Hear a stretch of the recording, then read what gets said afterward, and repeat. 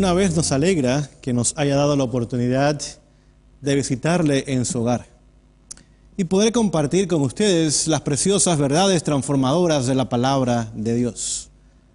Sobre todo cuando queremos hablar en cuanto a la importancia de nuestras familias, de nuestros hogares, y queremos ver hijos que se preparan para la eternidad, esposos que aman a sus esposas, esposas a sus esposos, donde realmente nuestro círculo del hogar sea el lugar más dulce y placentero del mundo. Queremos continuar el tema que habíamos comenzado anteriormente, cristianos carnales o cristianos espirituales. Y nos dimos cuenta de la importancia de permitir que usted y yo muramos para que ahora Jesús, Cristo, pueda morar en nosotros. Y Él entonces pueda obrar esos frutos a través de su Espíritu, los cuales son atractivos, los cuales son agradables, los cuales otros pueden probar y saborear, al mismo tiempo desear. Pero antes de ir al estudio, vamos a tomar un momento para pedir la presencia de Dios en nuestro medio. Pasemos a orar. Oh Padre eterno, te damos gracias por Jesús. A través de Él, Señor, hay un camino que se ha abierto y ese camino nos lleva y nos conduce al trono de gracia. Y pedimos que en este momento, a través del Santo Espíritu, puedas morar con cada hombre y mujer, con cada hogar representado, cada hogar que está mirando esta programación. Tú puedas traer bendición a través del estudio y de la presentación de tu palabra. Esto pedimos en el nombre y en los méritos de Jesús. Amén. En la presentación anterior nos dimos cuenta cómo cuando el Señor obra en nosotros, esa obra comienza en forma interna. Nuestro mayor problema hoy día no es nuestra conducta, aunque muchas veces nuestra conducta es negativa y deja mucho de desear. Usualmente el hombre se enfoca en cómo solucionar la conducta humana, en cómo mejorar la conducta humana. Y sus remedios, sus consejos, sus leyes para regular y mejorar esa conducta humana están dirigidas a la parte externa del hombre. Pero olvidamos que lo externo siempre tiene sus comienzos internamente. Y es ahí donde el hombre es incapaz de obrar. Por eso el remedio humano, las soluciones humanas, los consejos humanos, la sabiduría humana, las leyes humanas, por buenas que sean, por buen intencionadas que sean las personas que las han formulado y las crean, nunca traen soluciones permanentes. Porque nuestro mayor problema no es nuestra conducta, no son nuestras acciones externas, nuestro mayor problema es interno. Y es allí en lo interno, en lo más profundo de nuestros corazones, donde está el germen, donde está la bacteria, donde está la enfermedad, donde está el cáncer del pecado. Y es tan solo a través de la obra del Espíritu Santo, la cual puede llegar a ese lugar infestado, a ese lugar dañado, y comenzar a solucionar, no tan solo quitando síntomas, sino las causas que quitan el síntoma con su tiempo. Y es lo que realmente queremos compartir con ustedes en esta ocasión. Cómo ese fruto nace de lo interior, pero siempre se manifiesta externamente. Digamos, si vemos un árbol de naranjos, sabemos que siempre va a dar naranjas. Si vemos un árbol que da manzanas, un manzano, sabemos que su fruto siempre serán manzanas. Si vemos un árbol de plátano, pues sabemos que dará plátanos. Porque el árbol, por su naturaleza interna, siempre produce lo que es. Digamos, usted puede llegar a un naranjo y colocarles manzanas. Puede ir a la tienda y comprar una gran cantidad de manzanas y ponerlas y se van a ver bonitas, hermosas. Pero no importa. Cuando llegue el tiempo de dar fruto, no importa cuántas manzanas hermosas estén decorando ese árbol, sabemos que dará naranjas. Y es lo mismo que pasa con el ser humano. No importa cuántos remedios humanos, cuántas soluciones humanas, cuántas leyes humanas que rigen y corrigen o tratan de corregir la conducta externa del hombre, cuán hermoso lo vistamos externamente, cuánta educación tenga esa persona, si ese corazón no ha sido regenerado, a la hora de hablar, a la hora de actuar, a la hora de pensar, ese hombre dará el fruto que hay en su corazón. Pero la gracia del Señor ha prometido hacer una obra completa y total en nuestras vidas. Por lo tanto, nos damos cuenta que es tan solo cuando estamos en Cristo como esa obra puede comenzarse, puede continuar y por su gracia puede eficazmente terminar en completa victoria. Vamos a abrir nuestras Biblias, el libro de Dios, ahí en Colosenses capítulo 3. Libro de Colosenses en el Nuevo Testamento, el capítulo 3. Y vamos a ver qué nos dice el Señor a través de su palabra. Dice, porque habéis muerto y vuestra vida está escondida con Cristo en Dios. Colosenses capítulo 3, verso 3, no 30. Dice, porque habéis muerto, vimos en Gálatas 2:20 la necesidad de morir juntamente con Jesús en la cruz. Y vuestra vida está escondida con Cristo en Dios. Es decir, que cuando ha muerto la persona, ha dejado de existir, ahora esa nueva vida que surge, esa naturaleza nueva que comenzamos a gozar y a disfrutar a través de la obra continua del Espíritu, tiene que estar escondida en Cristo. Permítame ponerles un ejemplo. Si digamos, tuviéramos delante de nosotros en esta ocasión una persona que ha fallecido, que está ahí en su caja, y llegamos a mirar el cuerpo del fallecido, y cuando lo miramos comenzamos a hablar de esa persona en forma negativa. Decimos, qué bueno que esta persona se murió. Mira qué feo era. Qué malo era, cuántas cosas hacía. Y en ese momento el muerto saca su mano y nos agarra del cuello. Pregunto yo, ¿está muerto el muerto? ¿O simplemente tenía apariencia de muerto? O pongamos el otro lado de la moneda. Venimos a ver el cuerpo del fallecido. Y comenzamos a hablar cosas maravillosas, qué buen hombre, qué buena persona, un padre ideal, un esposo fantástico, un cristiano excelente, y de repente vemos una sonrisa en la cara del muerto. ¿Está muerto el muerto o está simplemente pretendiendo estar muerto? El muerto está vivo y posiblemente la funeraria quedaría vacía en unos segundos, porque el muerto está vivo. Pues eso es exactamente lo que en muchas ocasiones sucede con nosotros. Decimos, somos cristianos, asistimos a una iglesia, conocemos hermosas verdades bíblicas. Pero ¿qué sucede cuando alguien nos trata mal? ¿Qué sucede cuando alguien se expresa en forma negativa de mi persona? ¿Qué sucede cuando alguien se opone a mis planes, a mis ideas? Cuando alguien trata aún de hacerme fracasar. Cuando alguien se burla, se ríe de mí, cuando alguien no me acepta, me trata mal. ¿Cómo trato a esa persona? Si soy un cristiano que está muerto en Cristo y escondido en Él, el muerto no sabe nada, el muerto está muerto. Y no importa cuán bien usted hable del muerto o cuán mal usted hable del muerto, el muerto nunca tendría ninguna reacción, porque está muerto.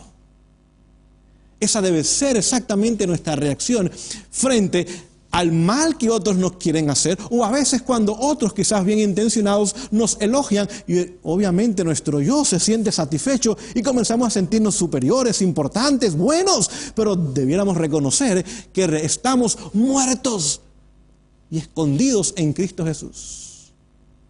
Por lo tanto, si estoy escondido en Cristo Jesús, ¿quién se ve? No es el escondido, porque está escondido no se ve, sino se ve Cristo Jesús. Y eso debería ser continuamente nuestra experiencia. ¿Y qué mejor lugar que nuestro hogar? Es ahí porque hay tantos problemas en los hogares hoy. Porque los muertos están vivos cuando deberían estar muertos.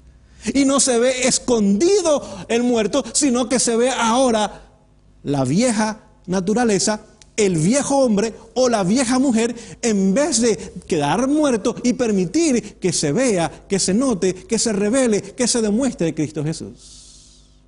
Cuando eso suceda, nuestras esposas sabrán que somos cristianos. Nuestros esposos reconocerán que somos cristianos. Nuestros hijos se darán cuenta que papi y mami son cristianos. Y a propósito, ellos van a querer tener esa misma experiencia. Y entonces cuando el hogar goce esa experiencia en forma completa y general, los vecinos se darán cuenta que son cristianos. En el trabajo se darán cuenta que somos cristianos. En la escuela se darán cuenta que somos cristianos. Aún en la iglesia se darán cuenta que somos cristianos. Porque estamos escondidos en Cristo Jesús. Pero ¿cómo lograr escondernos en Él? Vamos a leer un pensamiento más allí en el libro de Segunda de Corintios, capítulo 10. Segunda de Corintios, capítulo 10. Y dice lo siguiente. Segunda de Corintios, capítulo 10, verso 5. Dice, derribando argumentos y toda altivez que se levanta contra el conocimiento de Dios, y llevando cautivo todo pensamiento a la obediencia a Cristo. Así que derribando todo argumento y derribando también toda altivez, toda acción motivada por el orgullo, el egocentrismo, el yo, el deseo personal de avance y de superioridad sobre otros, y aún llevando mis pensamientos, lo cual nadie ve, excepto Dios, llevándolos cautivo a la obediencia a Cristo. Y ahí está la raíz del problema. Cuando la Biblia habla de corazón, realmente se refiere a la mente. Porque la mente es la que piensa. La mente es la que razona. Es en la mente donde tomamos decisiones. Es aquí donde está el asiento del juicio humano, donde podemos decidir o a favor del bien o podemos decidir a favor del mal. Por lo tanto, cuando usted y yo, por la gracia de Dios, permitamos que todo pensamiento esté cautivo a la obediencia a Cristo, por la gracia de Dios hemos alcanzado victoria sobre la vieja naturaleza. Hemos comenzado a experimentar lo que ahora es un cristiano espiritual. Nos tenemos que dar cuenta que el problema del ser humano está en su mente. Digamos, si yo tomara una pistola y la apuntara a un ser humano, sea cual sea, con mi dedo apretara el gatillo, la bala saliese y llegase al corazón de esa persona causando su muerte, les tendría que preguntar lo siguiente: ¿quién es el culpable de esa acción? ¿Serán las armas de fuego las causantes de ese problema? ¿Será la bala la causante del problema? ¿Será el dedo que apretó el gatillo? ¿Serán los ojos que miraron y apuntaron a la persona? ¿Cuál es la respuesta? Y quiero hacerles pensar. Porque todas esas cosas fueron acciones que simplemente antes de ser una acción eran un pensamiento. Y cuando ese pensamiento se convirtió en acción, trajo la muerte de otro ser humano. Por lo tanto, si elimináramos todas las armas de fuego, ¿piensan ustedes que todos los homicidios y crímenes dejarían de existir en el planeta Tierra? La pregunta nos hace ver que claramente la respuesta tiene que ser no. Porque antes que sintieran armas de fuego por siglos y milenios, aún habían matanzas y homicidios y genocidios. El problema no es la pistola, el problema no es el dedo, el problema no es el ojo, el problema no es la bala. El problema está en la mente del ser humano. Cuando Jesús vino a este mundo, Él claramente diagnosticó nuestro problema, es más, nos ayudó a entenderlo. Él dijo lo siguiente: si un hombre simplemente codicia en su mente, con su pensamiento, una mujer, la cual no es esposa, no importa si es casada o soltera, con el hecho de que no sea su esposa, dice, ese hombre ha cometido adulterio. Aunque no terminó en un acto, el pensamiento estaba allí, y si aquel hombre hubiera tenido la oportunidad y los medios de hacer posible que ese pensamiento, si hiciese acción, se hubiese convertido en una acción. Por lo tanto, aunque el acto nunca llegó a cometerse, el pensamiento estaba allí, y ese pensamiento de mal y de pecado fácilmente se hubiera manifestado externamente en un acto de adulterio. Por lo tanto, el hombre que lo pensó ya es adúltero. ¿Recuerdan ustedes a David? Un día salió, contempló una hermosa dama que estaba bañándose sin ropa. Y si David inmediatamente hubiera dado vuelta a su cabeza y hubiera dejado de contemplar a aquella dama, no hubiera habido problema. Pero inmediatamente en la mente de David vinieron pensamientos uno detrás del otro. Y comenzó a pensar qué sucedería, qué pasaría, cuánto placer tendría, cuánto gusto tendría. El esposo no estaba con ella, estaba lejos. Aquella mujer necesitaba un compañero, quizás estaba sola. La pobre necesita hacer algo. Y aquellas ideas comenzaron a dar vuelta, y aquellas ideas se convirtieron en un plan. Y pronto ese plan se convirtió en realidad y en un pecado. Y cometió no tan solo adulterio, sino aún asesinato. Pero todo comenzó con una pequeña mirada, y esa mirada creó un pensamiento, puso un pensamiento en la mente de David, y ese pensamiento pronto se convirtió en un gran pecado.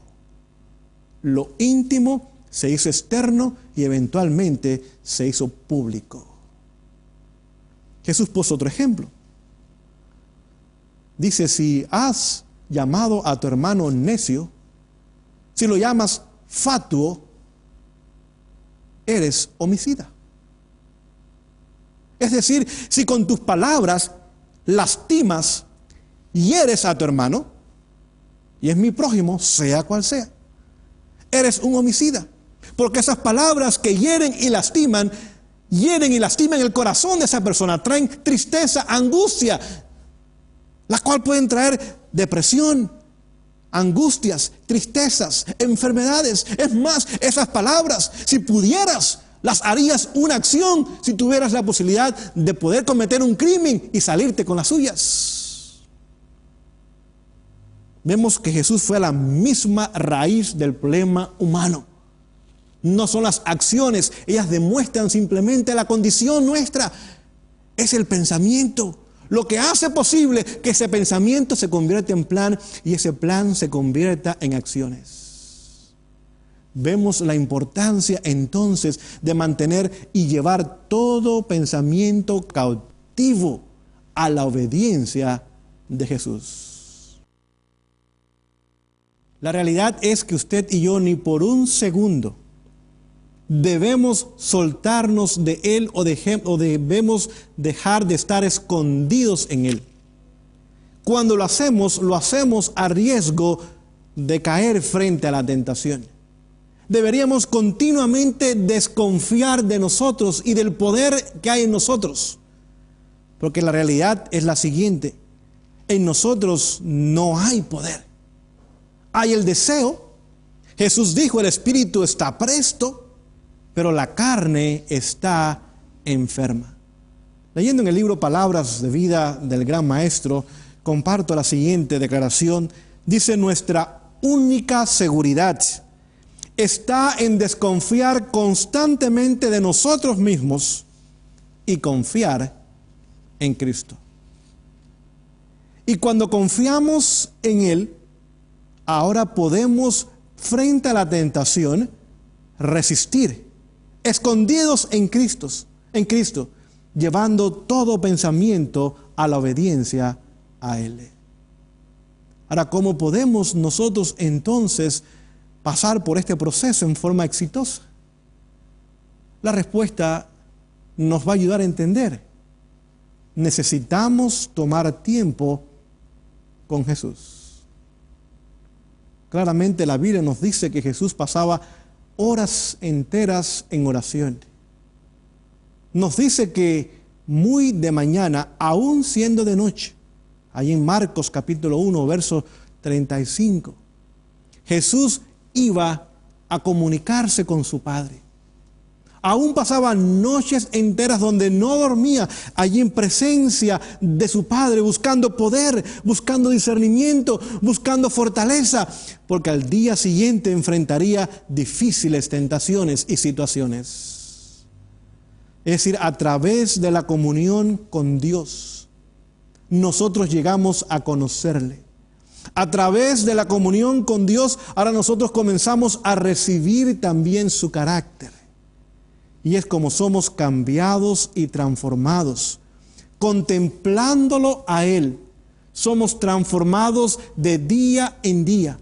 Porque aquello a lo cual contemplamos, a eso nos convertimos. Vemos entonces la importancia de la contemplación con Jesús. ¿Qué sucede si paso horas y horas frente a una televisión, viendo violencia, inmoralidad, mentiras, deshonestidades, maldades? A eso me transformo. Aún llega el momento que me río de esas cosas. Aún puedo comer y saborear lo que estoy comiendo delante del peor de los crímenes.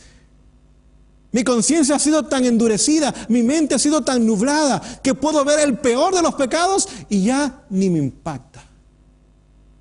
Pero cuando contemplamos a Jesús, ahora nuestras vidas comienzan a ser transformadas a su imagen y a su semejanza. Cuando contemplamos a Jesús en una cruz colgado entre el cielo y la tierra, y le preguntamos, Señor, ¿qué haces allí? La respuesta es, tus pecados me crucificaron. Y nos damos cuenta o comenzamos quizás a entender lo horrible, lo terrible que es el pecado, lo cruel que es el pecado, lo abominable que es el pecado, lo despiadado que es el pecado. ¿Cómo pudo crucificar al inocente Hijo de Dios? Y nosotros ahora comenzamos a despreciar el pecado en todas sus formas, aún en pensamientos. Y comenzamos a amar a Jesús, las cosas eternas, la justicia, el bien, lo bueno. Y a medida que más y más le contemplamos y más somos transformados, nuestro carácter comienza a reflejar, comienza a revelar la hermosura del carácter de Jesús. En cierta ocasión un padre trajo delante de los discípulos un hijo lunático, es decir, poseído por un demonio. Y aquel muchacho caía al piso, se golpeaba, saliva salía de su boca. Quizás decía palabras feas, groseras. Y los discípulos trataron de hacer algo. Y el demonio lo que hizo fue burlarse de los discípulos. Llegó Jesús tiempo después. Inmediatamente la situación cambió. Jesús ordenó al demonio que saliera y dejase a aquel joven abatido, acongojado, afligido por aquel demonio, que lo dejara en paz y tranquilo. Y aquel demonio dijo, yo sé quién tú eres. Y salió de una vez de aquel joven, trayendo a aquel joven paz, tranquilidad, reposo, felicidad, victoria. Después sus discípulos se acercaron a él y les preguntaron, Señor, ¿qué pasó? Que no pudimos sacar el demonio. La respuesta de Jesús fue sencilla, clara. Dice, este género no sale si no es con ayuno y oración. En otras palabras, el poder que yo pude usar para sacar ese demonio, lo obtuve en comunión con mi Padre. Ese mismo poder está a la disposición de ustedes, Jesús les quiso decir. Y quiero en este momento decirles que ese mismo poder está a nuestra disposición. Es con oración, es con ayuno, es con estudio diligente, escudriñamiento de las Escrituras, no lectura superficial de las Escrituras, escudriñamiento profundo de las Escrituras. Cómo ese género, ese mal, esa enfermedad, ese cáncer, ese virus que trae muerte y muerte eterna, puede ser conquistado. Ahora nos damos cuenta la importancia de ser, por la gracia de Dios, cristianos espirituales. En cierta ocasión Pedro se acercó a Jesús, allá en el libro de Mateo capítulo 16, y le dijo Pedro a Jesús: Jesús, no vayas a Jerusalén, no vayas a morir, no te preocupes de eso. Nosotros te amamos, nosotros te seguimos. ¿Para qué ir a la cruz? Y Jesús, mirándolo, le dijo: no, Pedro, le dijo: Satanás, apártate de mí. El enemigo quería que Jesús se enfocara en él, pero él no había venido por él, él había venido por nosotros. Y cualquier cosa que lo desviara de su plan de salvación, de su misión de salvación, tenía que ser puesto a un lado. Pedro había seguido a Jesús por 3 años y medio, había escuchado sus enseñanzas, visto sus milagros, había visto a una transformación de Jesús, pero todavía seguía siendo un cristiano carnal, buscaba lo cómodo, buscaba lo fácil, mientras que Jesús buscaba hacer la voluntad de su Padre y cumplir con la misión por la cual había sido enviado. Es en esta ocasión cuando quiero invitarte para que en oración podamos buscar el poder que nos trae y nos lleva a la victoria. Contemplándolo a Él, seremos transformados a su semejanza. Y que por su gracia, en nuestros hogares, podamos comenzar a experimentar y a vivir la experiencia de cristianos espirituales. Y esa experiencia llevarla a cualquier otro lugar y que sea de gran bendición para muchas otras personas. Tomemos unos momentos para hablar con Dios. Oh Señor, te damos gracias porque estás dispuesto a condescender con nosotros. Estás dispuesto a hacer una obra completa de adentro hacia afuera. Quitar nuestra naturaleza carnal y darnos la naturaleza espiritual, la naturaleza nueva, la naturaleza divina. Ayúdanos a buscarte y anhelarte en oración, en estudio profundo de tu palabra, en ayuno aún, permitiendo, Señor, que hagas tu obra completa en cada uno de nosotros. Esto rogamos y pedimos en el nombre de Jesús. Amén. Una vez más queremos invitarles para que continúe sintonizando nuestro programa de familia aquí en la estación Ha de Venir. Que el Señor le bendiga.